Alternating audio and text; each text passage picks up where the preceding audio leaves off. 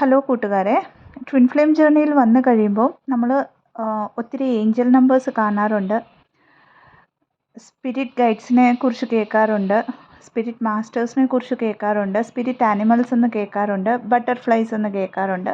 അപ്പോൾ ഇതിനെക്കുറിച്ചുള്ള ഒക്കെ കുറേയധികം ഡൗട്ടുകൾ എനിക്ക് കിട്ടാറുണ്ട്. അപ്പോൾ അതിനെക്കുറിച്ച് കോമൺ ആയിട്ടൊന്ന് പറഞ്ഞു തരാം എന്നാണ് ഈ ഒരു വീഡിയോയുടെ ഉദ്ദേശം. ഈ ഭൂമിയിൽ ഇൻകാർണേറ്റ് ചെയ്യപ്പെടുന്ന എല്ലാ സോൾസിനും ഓരോ പർപ്പസ് ഉണ്ട്. അതായത് ആ ഓരോ സോളിൻ്റെ ബ്ലൂ പ്രിൻറ്റിലും അവരവരുടെ പർപ്പസുകളുണ്ട്.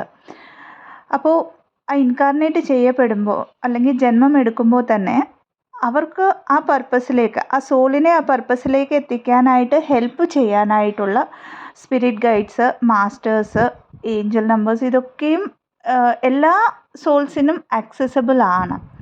എന്നാൽ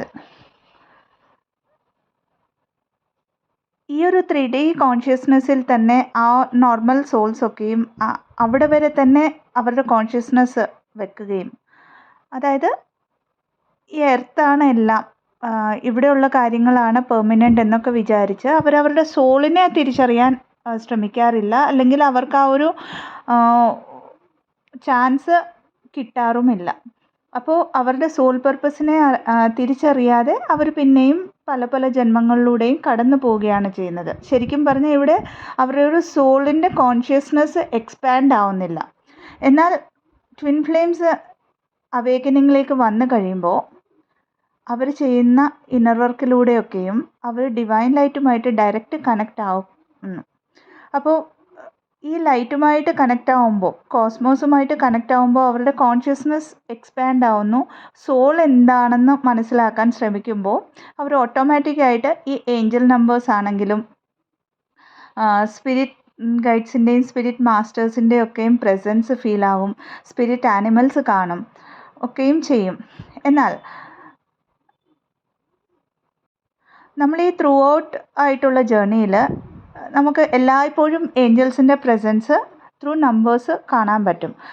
കാരണം ഏഞ്ചൽസ് എന്ന് പറയുന്നത്, അല്ലെങ്കിൽ സ്പിരിറ്റ് ഗൈഡ്സ് എന്ന് പറയുന്നത്, അവർ നമ്മളുമായിട്ട് കമ്മ്യൂണിക്കേറ്റ് ചെയ്യുന്നത് ഇങ്ങനെയുള്ള സിങ്ക്രോണിസിറ്റീസിലൂടെയും സിഗ്നൽസിലൂടെയും ഒക്കെയാണ്. എന്നാൽ അവേക്കനിങ്ങിലേക്ക് വന്നു കഴിയുമ്പം നമുക്ക് കാണുന്ന ഏഞ്ചൽ നമ്പേഴ്സ് പല നമ്പേഴ്സാണ്.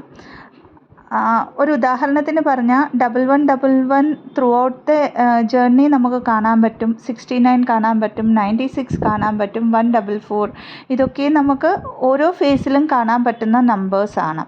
അപ്പോൾ കൂടുതലായിട്ടും ഈ നമ്പേഴ്സ് കാണുമ്പോൾ അതിൻ്റെ പുറകെ പോകാതിരിക്കുകയാണ് നല്ലത്, അതിനെ ഡീകോഡ് ചെയ്യാനും കാര്യങ്ങളും.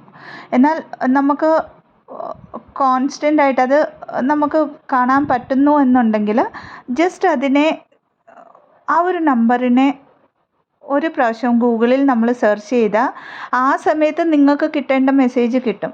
എന്തുകൊണ്ടാണ് ഇങ്ങനെ പറയുന്നതെന്ന് പറഞ്ഞാൽ 1111ൻ്റെ മീനിങ് ജേർണിയുടെ ഓരോ ഫേസിലും ഓരോന്നാണ്.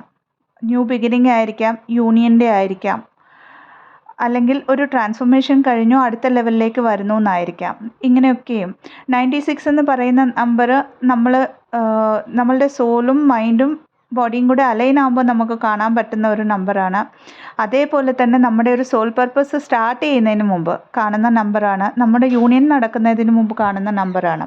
അപ്പോൾ ഈ 96 കാണുന്ന ഒരാൾ അവരുടെ ജേർണിയുടെ ഏതൊരു ഫേസിലാണെന്നുള്ളത് ഇവിടെ മെയിനായിട്ട് നോക്കേണ്ടതാണ്.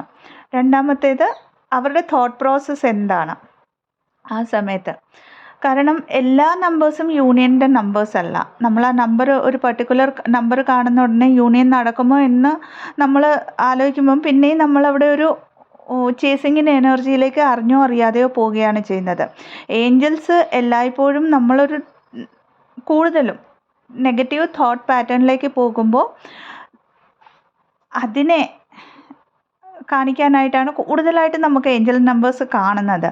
അപ്പോൾ അതേപോലെ തന്നെയാണ് ബട്ടർഫ്ലൈസിൻ്റെയും ഓരോ കളർ ബട്ടർഫ്ലൈസിൻ്റെയും ഓരോ മീനിങ് ആണ്. ഉദാഹരണത്തിന് ബ്ലാക്ക് കളർ ബട്ടർഫ്ലൈ എന്ന് പറഞ്ഞാൽ ബിഗ് ട്രാൻസ്ഫോർമേഷൻ വരുന്നു എന്നാണ് ഇനീഷ്യലായിട്ട്.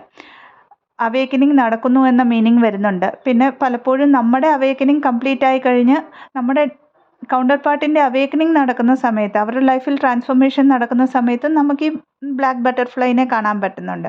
എന്നാൽ നമ്മൾ ഈ ജേർണിയുടെ ഏത് ഫേസിലാണ് ഈ ഒരു ഏഞ്ചൽ നമ്പേഴ്സ് അല്ലെങ്കിൽ ആ ഒരു പെർട്ടിക്കുലർ കളർ ബട്ടർഫ്ലൈ കാണുന്നതെന്ന് തിരിച്ചറിയണം നമ്മൾ. പിന്നെ ഒത്തിരി ഫ്രീക്വൻ്റ് ആയിട്ട് ഈ നമ്പേഴ്സൊക്കെ കാണുന്നു, നമുക്ക് ഇതിൻ്റെ ഒരു മീനിങ് അറിയണമെന്ന് നമ്മളുടെ ഉള്ളിൽ നിന്നും വരികയാണെങ്കിൽ നമ്മൾ മെഡിറ്റേറ്റീവ് പോസ്ചറിൽ ഇരുന്നിട്ട് അതിൻ്റെയൊക്കെ ആൻസേഴ്സ് ചോദിക്കുമ്പോഴും നമുക്ക് വരുന്ന ആദ്യത്തെ ഫീലിംഗ്, ആ ഒരു ഗട്ട് ഫീലിംഗ് ആയിരിക്കും അതിൻ്റെ ആൻസർ. മിക്കപ്പോഴും ഇതിൻ്റെ ആൻസേഴ്സ് വരുന്നത് നിങ്ങളുടെ തോട്ട് പ്രോസസ്സ് നെഗറ്റീവിലേക്ക് പോവുകയാണ്, പോസിറ്റീവായിട്ടിരിക്കൂ എന്നുള്ളതായിരിക്കും.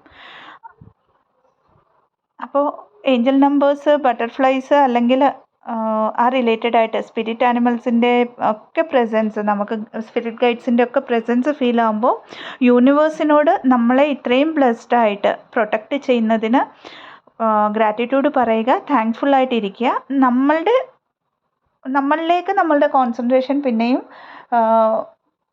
പിൻവലിക്കുക. തന്നിരിക്കുന്ന കണ്ടൻറ്റ് ഹെൽപ്ഫുൾ ആണെന്ന് വിശ്വസിക്കുന്നു. ഹെൽപ്ഫുൾ ആണെങ്കിൽ ചാനലിനെ ലൈക്ക് ചെയ്യാം, ഷെയർ ചെയ്യാം ആൻഡ് സബ്സ്ക്രൈബും ചെയ്യാവുന്നതാണ്. Twin flame journey related counselling സെഷൻസിനായിട്ട്, ഹീലിംഗ് സെഷൻസിനായിട്ട്, റേക്കി ഹീലിംഗ് സെഷൻസിനായിട്ട് ഡിസ്ക്രിപ്ഷൻ ബോക്സിൽ കൊടുത്തിരിക്കുന്ന വാട്സപ്പ് നമ്പറിലേക്ക് ബന്ധപ്പെടാവുന്നതാണ്. Thank you so much and stay blessed.